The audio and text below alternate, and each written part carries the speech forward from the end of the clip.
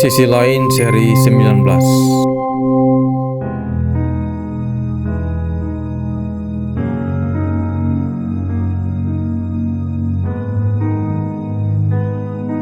Shalom, salam sejahtera bagi kita semua.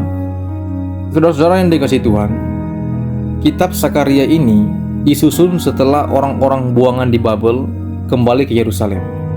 Sakaria adalah imam dan nabi yang menjadi salah satu dari 3 nabi, Hagai dan Maleaki, yang melayani setelah bangsa Yahudi kembali ke Yerusalem setelah pembuangan dari Babel 70 tahun lamanya. Kitab Sakaria terbagi dalam 2 tema besar. Tema yang pertama, 8 penglihatan, itu ada di pasal 1 sampai pasal 8. Dan tema yang kedua, nubuatan tentang Yesus, pasal 9 sampai yang pasal 14. Pasal 6 ayat 9 ini, sepertinya penglihatan sudah berhenti, sudah selesai. Jadi keadaannya seperti Sakaria baru bangun dari mimpinya dan langsung didatangi oleh firman Tuhan. Sakaria melakukan tugas kenabiannya dengan memungut persembahan untuk pembangunan bait Allah dan perlengkapan di dalamnya. Nah, saudara-saudara, mari kita lihat urut-urutannya.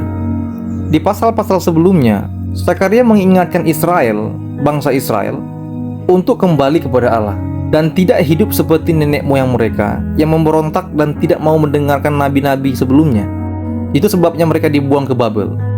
Tetapi orang-orang buangan yang kembali ini, positifnya mereka mau mendengar Sakaria. Mereka bertobat dan merendahkan diri di hadapan Allah. Sakaria bilang, semua penglihatan-penglihatan ini akan digenapi jika angkatan ini setia kepada Allah. Penglihatan-penglihatan ini menekankan bahwa kedatangan kerajaan Mesias sangat bergantung pada kesetiaan mereka kepada Allah. Kemudian, di Ezra pasal 1 ayat 1-8, Raja Kores memberi izin kepada Israel untuk membangun bait Allah. Tapi izin ini tidak diresponi dengan baik oleh bangsa Israel.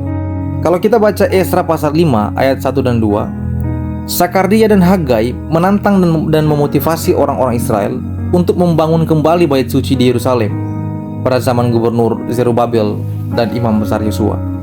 Nah, saudara, mengapa di ayat 12 dan ayat 13 kembali menekankan mengenai pembangunan bait Tuhan? Rupanya penggambaran imam Yosua yang mengenakan mahkota mengacu pada nubuat tentang tunas yang akan datang, yaitu Yesus Kristus. Yesus akan membangun bait Allah, yaitu gereja. Nama Yosua, nama yang sama dengan Yesus menurut perjanjian baru yang diterjemahkan menjadi Yesus di Kisah Para Rasul pasal 7 ayat 45. Saudara, akhirnya mereka berhasil membangun bait Tuhan. Bait Tuhan selesai dibangun dan ditabiskan sekitar tahun 515 sebelum Masehi, tahun ke-6 pemerintahan Raja Darius.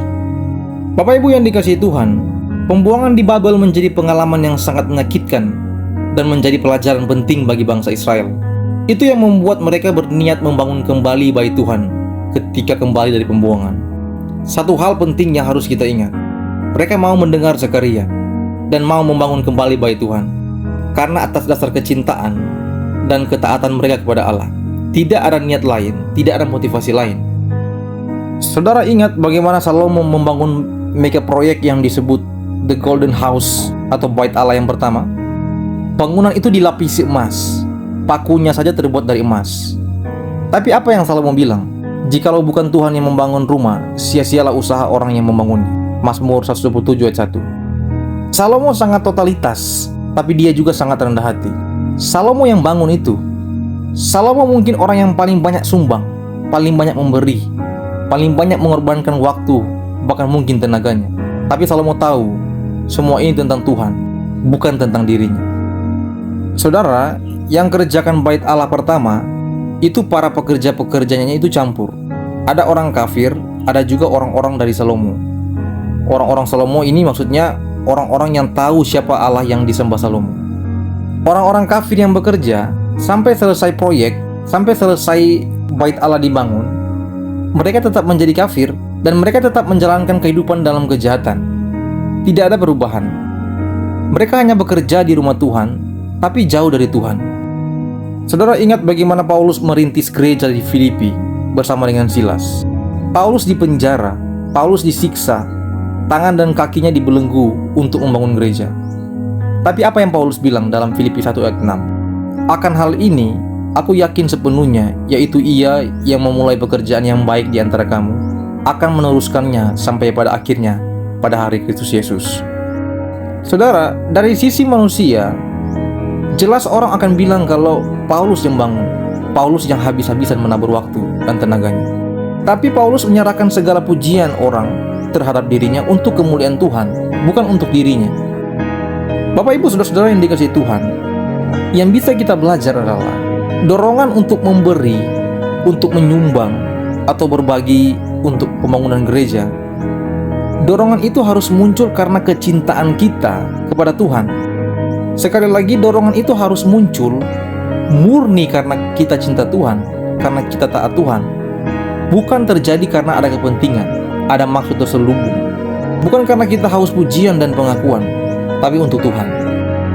Dunia ini terus berkembang. Ada hal yang kita anggap hari ini bagus, tapi bulan depan atau tahun depan belum tentu bagus dan menarik lagi. Semua kemajuan-kemajuan ini berdampak ke semua hal, semua area, semua bidang, termasuk gereja.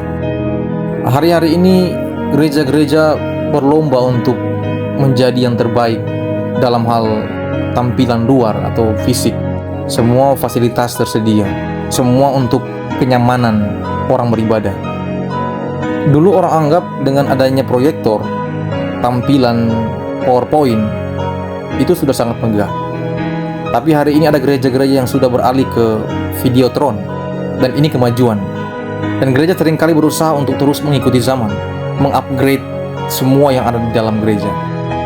Ini tidak salah jika didukung dengan segala ketersediaan, terutama uang. Tapi jika ini sifatnya sudah harus atau terkesan memaksa, maka ini masalah.